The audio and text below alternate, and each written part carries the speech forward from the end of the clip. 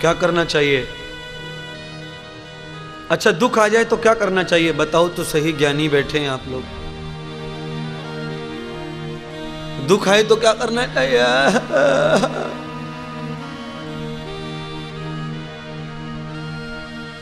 दुख आए तो सह लेना, सुख आए तो हंस लेना। दुख आए तो सह लेना, दुख आए तो हंस लेना। मुसीबत में न घबराए, उसे इंसान कहते हैं, उसे इंसान कहते हैं।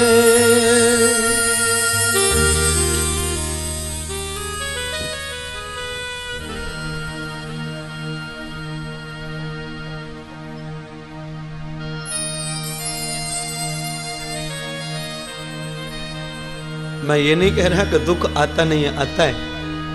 दुख होता है तो आता है। बस मुझे एक चीज का अर्थ आपसे जानना है। आप 25 साल के हो गए, शादी हो गई, सुंदर पत्नी आ गई, पत्नी है, आप हैं, पर आपको बेटा नहीं है। और दुनिया में कितने बेटे मर रहे हैं, पर आपको कोई दुख नहीं है। दुनिया मर रही है, आपको कोई पीड़ा नहीं है। और आपके संयोग से, आपके विलास करने से, भोग करने से एक बेटा पैदा हो जाए, 2 साल के बाद वो मर जाए, तो माता पिता दोनों घर में नदी बहा देते हैं आंसुओं की। 2 साल पहले जो था नहीं हमारा, और 2 साल तक था, 2 साल के बाद नहीं रहा, तो इसमें रोने जैसा क्या था? हमने जो हमारा था ही नहीं, अगर वो हमारा होता तो हमारे साथ ही पैदा होता, हमारे साथ बड़ा होता, और हमारी आंखों की तरह हमारे अंग से कभी दूर नहीं होता, वो कभी था ही नहीं हमारे साथ। फिर रोना क्यों? पर रोइए रोइए रोइए, क्योंकि आदमी को 2 साल पुराना रूमाल जेब में रखा हो, वो गिर जाए, उसका भी दुख होता है। आदमी उसे भी ढूंढने जाता है, मिले न मिले अलग बात है, पर रूमाल 10 रुपए का भी है, खो गया है, तो आदमी पीछे मुड़ के ढूंढता है उसको, 4 कदम पीछे जाता है, जहां बैठा वहां ढूंढता है। दुख उसका भी है, उसे जो उसके जीवन में आ जाता है वो हट जाए, वही दुख है उसको। क्यों? आदमी को भोग प्यारा है, त्याग प्यारा नहीं है। और सारी दुनिया ये जानती है, जो आया है उसे जाना है, फिर भी क्यों दुख है? सपनों का दुख है, हमारे सपनों का। हमने इतने सारे सपने सजा के रखे हैं, बड़ा दुख है उस बात का, पूरे नहीं हुए। हमारे पड़ोस में बार बार पुत्र हो रहे हैं, हमें कोई खुशी नहीं है, हमें होना चाहिए।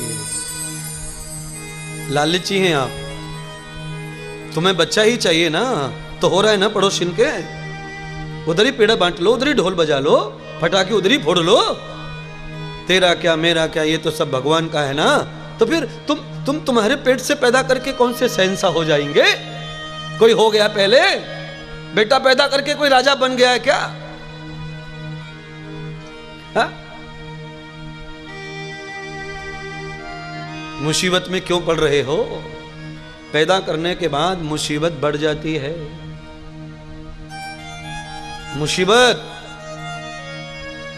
भजन में मन नहीं लगेगा, फिर घर में जितने लोग हैं सब बच्चे में लग जाते हैं, भजन छूट जाता है, मम्मी का तो पक्का छूट जाता है, शरीर में से बांस आने लगती है बच्चा पैदा हो जाए तो। पहले बड़ी साफ सुथरी रहती थी, अब ये बालक जब से आया है, जब से मम्मी को नहीं समझ में आ रहा कब नहाऊं, कब धोऊं, कब पहुंचूं, कब क्या।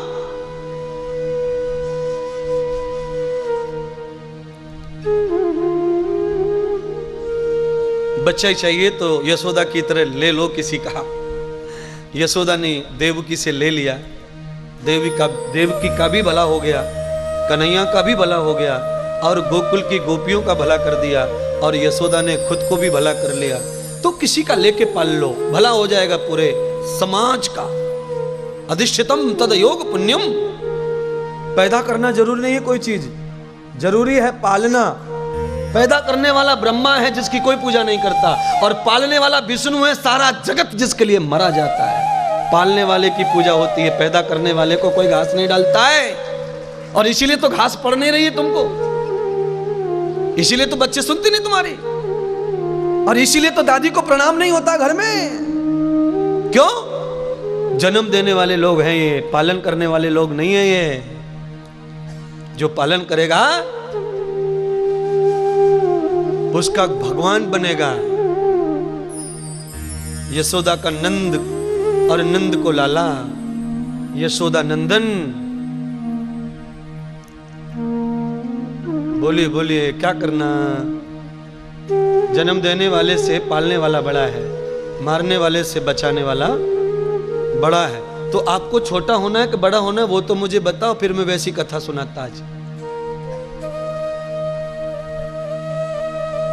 मेरे पास छोटा करने वाली कथा भी है भागवत में।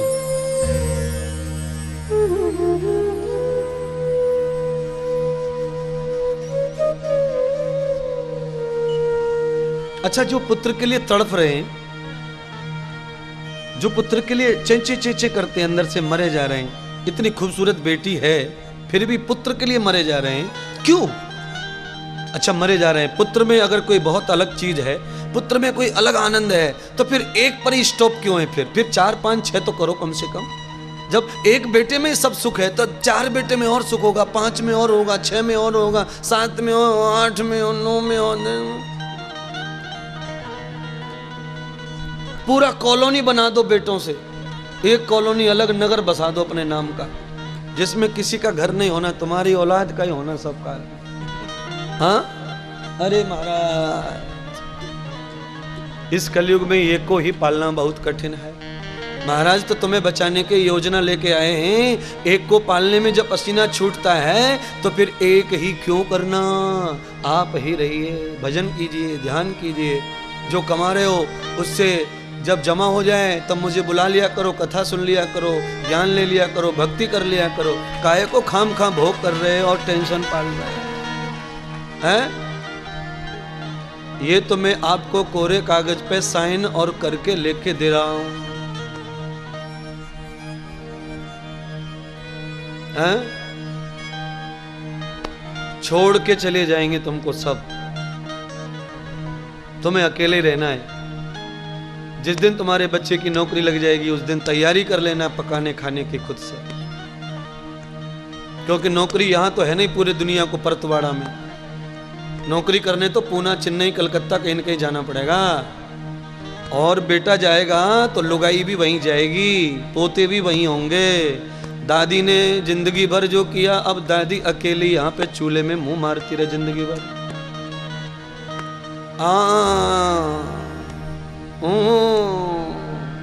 कुछ भी कर ले, पूना से नहीं सुन रहा तेरी आऊं को, कॉल कर ले, संडे कोई छुट्टी मिलेगी तब तक डेड बॉडी सड़ जाएगी घर में।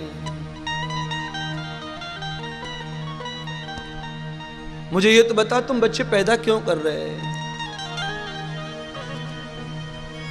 अपने सुख के लिए ना, तो सुख के लिए कर रहे तो अपने साथ तो रखो उनको। मेरा कहना ऐसा है, अपने साथ तो रखो। जो चीज तुम्हें सुख देने वाली है ऐसा तुम्हें लगता है तो उसे दूर तो मत करो, खुद से पास तो रखो।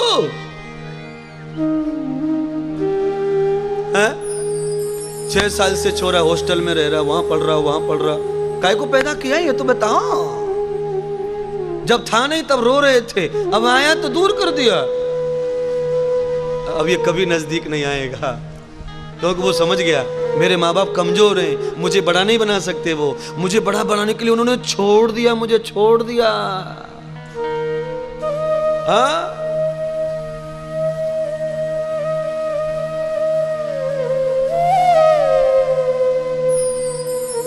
मैया ने ढोल पिटवा दिया गोकुल में। अरे मेरे लाला भयो है, आज हमारे घर में उत्सव मचेगो। नंद घर आनंद भयो जय कन्हैया लाल की। सारी गोपियां आ गईं और यशोदा के घर में कूदने लगी, नाचने लगी, जय जयकार होने लगा, धूम से उत्सव हुआ।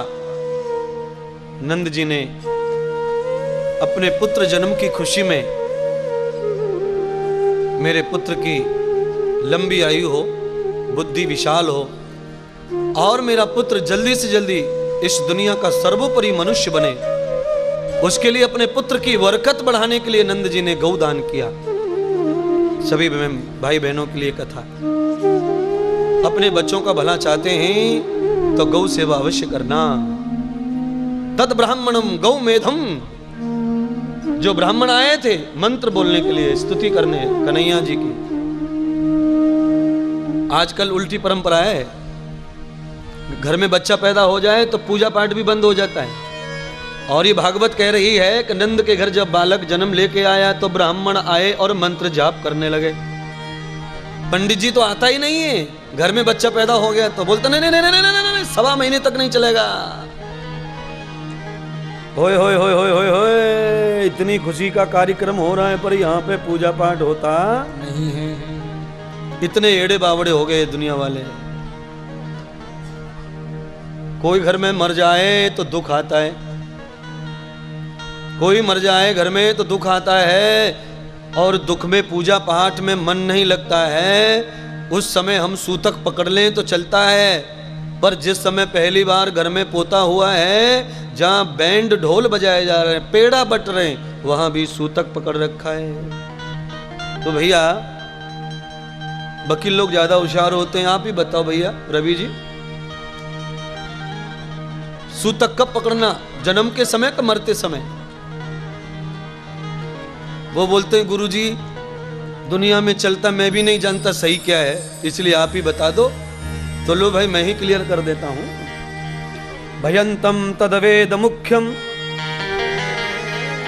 ददायोगो च बुद्धिमताम, लक्ष्य लक्ष्य प्रिया लक्ष्य लक्ष्य वेद अनुसारिता।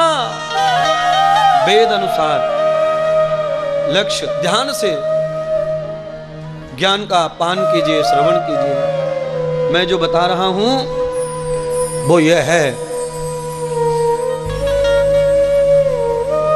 राजा दशरथ की मृत्यु हो गई, जो राम के पिता, भगवान के जो बाप हैं। आज के युग में और पहले युग में कितना परिवर्तन हुआ है, मैं आपको बताना चाहता हूं। बस एक ही बात है मेरी, अंधविश्वास पाखंड ने घर कर लिया तुम्हारे घर में। जैसे हमारे घर में, हमारे कमरे में मकड़ी घर बना ले तो एक दिन तकलीफ देती है, वो चूहा घर बना ले तो तकलीफ देता है, ऐसे ही तुम्हारे घर में अविद्या ने, अज्ञान ने, पाखंड ने घर बना लिया, वो तकलीफ दे रहा है। घर में चूहा घर बना ले तो, मकड़ी घर बना ले तो, मच्छर घर बना ले तो, हमारे घर में कोई घर नहीं बनाना चाहिए। अगर हमारे घर में घर बना लिया तो समझ लो तकलीफ है ही। इसलिए तुम्हारे घर में किसने घर बना लिया है? अंधविश्वास ने, नकली परंपरा ने। दादाजी मर गए, सूतक, घर में पोता पैदा हो गया, सूतक, और सूतक में खाना पीना, बोलना चालना, जगना, नौकरी, दुकानदारी, झूठ सच सब चालू है। केवल भगवान को फांसी दे दिए। तू चुपचाप बैठ, तेरी वजह से ही पोता आया है, तुझे नहीं पूजूंगी। हाँ, जब नहीं आ रहा था पोता तो दुनिया का कोई मंदिर, और मंदिर भी कम पड़ गए तो फिर हिंदू लोगों की तो बुद्धि खराब हो चुकी है। जब मंदिर कम पड़ जाएं तो फिर ये दूसरी जगह भी चले जाते हैं, फिर ये हरी चादर चढ़ा के आ जाएंगे, बोलेंगे पीर बाबा पे गए, पीर बाबा पे। पीर बाबा? जब बाबा का नाम ही पीर बाबा है तो फिर वो क्या तुम्हें देगा? पीर का मतलब समझते हैं क्या? पीर का मतलब होता है दर्द, पीड़ा है। 33 करोड़ हैं तुम्हारे पास भगवान, और 33 करोड़ भी कम पड़ गए। पर देखिए स्वार्थ का संसार, हिंदू इतना बावड़ा हो गया है, इतना लालची हो गया है कि इसका स्वार्थ अगर पूरा हो रहा हो, स्वार्थ, तो ये क्या क्या पूज सकता है आप कल्पना नहीं कर सकते। कोई भी पूजा दुनिया की आप करें, करिए, पर पाखंड घर ना बना ले, अज्ञान घर ना बना ले। ये दुनिया भेड़ चाल है। भेड़ अपनी बुद्धि से नहीं चलती है। भेड़ कब चलती है? उसके आगे अनपढ़ ग्वारिया चलता है। अनपढ़ ग्वारिया, जिधर ग्वारिया जाएगा उधर भेड़ जाएंगे, मैडी जाएंगे। ऐसा मत कीजिए। ज्ञान लीजिए सदगुरु से, फिर चलिए, फिर सफर कीजिए। बिना ज्ञान के सफर मत करो, फंस जाओगे। नंद जी को ज्ञान हुआ, नंद जी ने अपने पुत्र के नाम से गौदान किया, ब्राह्मणों को दान किया। एक एक ब्राह्मण को 11-11 गौदान किए गए। सोने के सींग मंडवाए, सोने के खड़ुआ बनवा कर गायों के पैरों में पहनाए। जीवन में कभी भी गौदान करना हो तो गाय का श्रृंगार करके ही गौदान करें। अगर आपको गौदान के रूप में पैसा भी दान करना है तो भी कभी न कभी गाय की पूंछ को पकड़कर दान जरूर करें। गाय की पूंछ पकड़ें।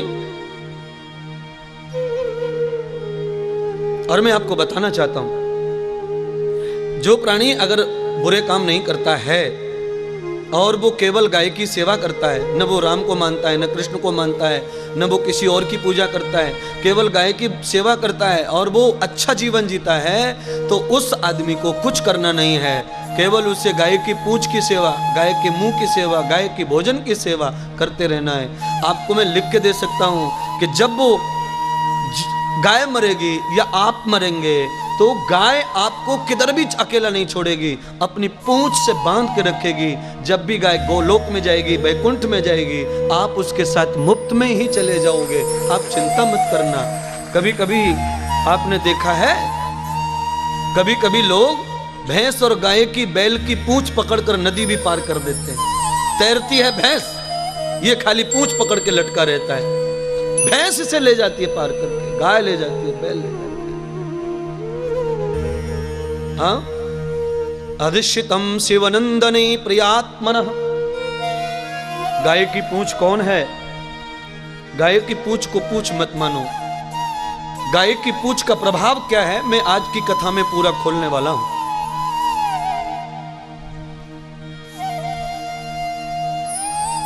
आपको मालूम होना चाहिए, लंका में आग लगाने के लिए हनुमान की क्या बढ़ाई थी?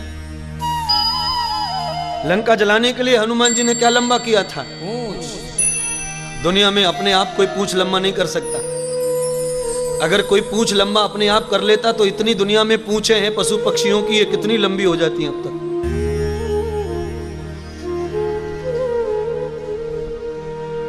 आपको पता होना चाहिए हनुमान जी किसका अवतार है। हनुमान जी अवतार हैं शिव जी का, रुद्र अवतार है। और शिव जी की पत्नी का नाम क्या है? पार्वती। माता पार्वती ही हनुमान की पूंछ बन के प्रकट हुई लंका में, क्योंकि ये लंका पार्वती का ही घर था। रावण ने धोखे से इस घर को ले लिया था, इसीलिए पार्वती का गुस्सा गया नहीं है। आज मौका मिला, अपने पति को हनुमान बना के भेज दिया राम की सेवा में, और पार्वती पूंछ बन के आ गई। मुझे तूने रहने नहीं दिया है तो मैं भी तुझे इस घर में नहीं रहने दूंगी, जला के राख करवा दिया। इसीलिए गाय की पूंछ पार्वती है, आप उसे छोटी मोटी शक्ति ना समझें। पूंछ पकड़ के दान कीजिएगा। ब्राह्मण को नंद जी ने किया, सोने के सींग मड़वाए, सोने के खड़ुआ डाल दिए पैरों में। खड़ुआ क्यों डाल दिए? ये सोना बहुत ही लालच की चीज होती है। गाय कोई लेगा नहीं ब्राह्मण। गाय के ऊपर 500 के 1000 के नोट जमा करके थोड़े से दो, लीजिए गाय लेके जाओ और 1 साल का चारा भी लेके जाओ, ये 11,000 रुपए ब्राह्मण हंस हंस के ले जाएगा उसे। नंद बाबा जानते हैं सेवा करना सबकी बात नहीं है, कठिन काम है। इसीलिए गौ दान करने वाले को यह धर्म रखना चाहिए कि मैंने ब्राह्मण को गाय तो दे दी, अब ये गाय का पेट भरेगा कि नहीं भरेगा, ये सुखी रखेगा कि नहीं रखेगा, वो भी यजमान को ही सोचना चाहिए। तुमने जो गाय दान की, अगर वो भूखी मर रही है ब्राह्मण के घर में, तो पाप यजमान को लगने वाला है। इसीलिए उसकी व्यवस्था, चारे की व्यवस्था भी आपको ही करनी पड़ती है, करनी चाहिए। नंद ने किया, सोना दे दिया लटका के पैरों में, और गौदान के ऊपर फल मेरे बेटा को मिले, मेरे लाला को, कन्हैया को। क्यों? भगवान गोपाल गायों की रक्षा करने आए ना, तो जन्म से ही ऐसा योग है उनके जन्म में कि उनके जन्म के समय से ही गायों की रक्षा शुरू हो गई। आज तक नंद ने सोना नहीं बांटा गायों के साथ। आज बेटा घर में आया तो ऐसे पैर से पैदा हुआ है, सोने की पायरी पर आया है, सोने की पायरी पर, तो सोना बट रहा है। लाला के जन्मदिन में सारी दुनिया के लोगों को बताना चाहता हूं, आप अपने बच्चों की लंबी उम्र का अगर इरादा रखते हैं, अपने बच्चों के लंबे स्वास्थ्य का इरादा रखते हैं और सोने से भी ज्यादा खरी बुद्धि चाहते हैं, तो अपने बच्चों के जन्मदिन में सोना जरूर बांटें, दान करें, गऊ का सेवन करें, गऊ का। केक ना काटें चलेगा, पार्टी ना दें चलेगा, चॉकलेट ना बांटें चलेगा, पर धन जरूर दान करना चाहिए। और उस धन पर संकल्प अपने बच्चे का, बर्थडे का करो, मेरे पुत्र के नाम से आज उसका जन्मदिन है, ये गौदान लीजिए महाराज, ये गौदान लीजिए महाराज, ये अन्नदान लीजिए महाराज, ये लीजिए महाराज। ऐसा करके देखिए, फिर तुम्हारे बच्चे को मलेरिया हो जाए तो गारंटी है, मच्छर चाहे जितना काट ले पर मलेरिया नहीं होगा। पर तुम चॉकलेट काटेंगे, केक काटेंगे, तो एक मच्छर तुम्हारे बच्चे को हॉस्पिटल पहुंचा देगा। हाँ क्या है भाई? ये बर्थडे ये कौन सा बर्थडे है? और वैसे क्या बोलते हैं? ये तो चिराग है, घर का चिराग। अच्छा, चिराग को बुझा कौन रहा है? चिराग ही बुझा रहा है खुद ही। जिसका बर्थडे वही फू फू कर रहा है मोमबत्ती में। और भागवत क्या कहती है? अधृष्ट दीपम तदलुब्ध क्षुप्ताम। जो व्यक्ति जले हुए दीपक को मुंह से बुझाता है, उससे बड़ा पापी कोई होता तो काय का भाड़ बर्थडे पाप। और सब तालियां बजा रहे, हैप्पी बर्थडे टू यू, तालियां बजा रहे पाप करते करते।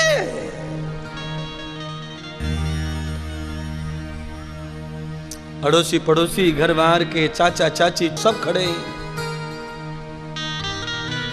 16 साल का हो गया, 16 मोमबत्ती जला लो, 16 जला ली। एक फूक में तो बुझती नहीं उससे, इसीलिए मुंह को चारों तरफ बंदर की तरह घुमाता। इसीलिए जन्मदिन कैसे मनाना चाहिए वो भी भागवत से सीख लीजिए। हाँ, कैसे मनाना चाहिए बताओ जन्मदिन? है बज रही आज बधाई,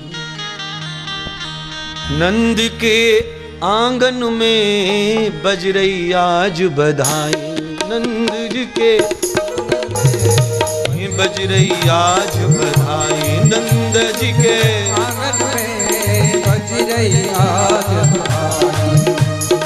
100 बार बधाई लोगों, लाखों बार बधाई, 100 बार बधाई लोगों, लाखों बार बधाई।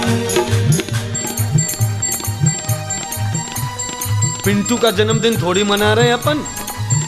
जो 4 लोग खड़े हो गए, सब लोग खड़े हो जाओ, आज कन्हैया का है। एक दिन भी मैंने कहा नहीं है कि सब खड़े हो जाओ, भगवान का जन्मदिन है और तुम भी सीख लो। नंद जी के आंगन में बज रही आज बधाई, नंद जी के आंगन में बज रही आज बधाई।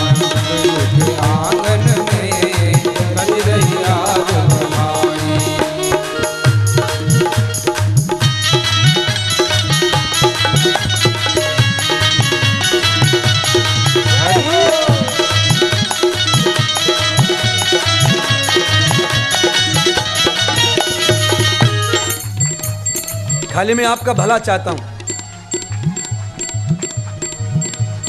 आपका जीवन खुशियों से भर जाए, इसीलिए मैंने आपको खड़ा किया है।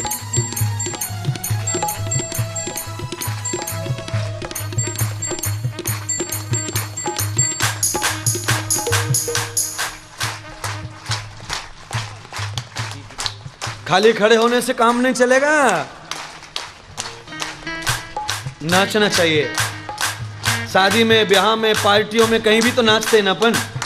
जब गुंडों के साथ नाच सकते हैं तो आज महात्मा जी के साथ, भागवत के साथ, कन्हैया जी के साथ भी।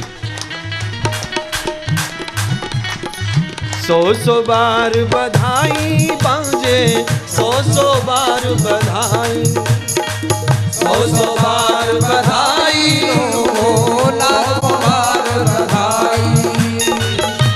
नंद जी के आंगन में बजरई आज बधाई, नंद जी के आंगन में बजरई आज बधाई, नंद जी के आंगन में बजरई आज बधाई।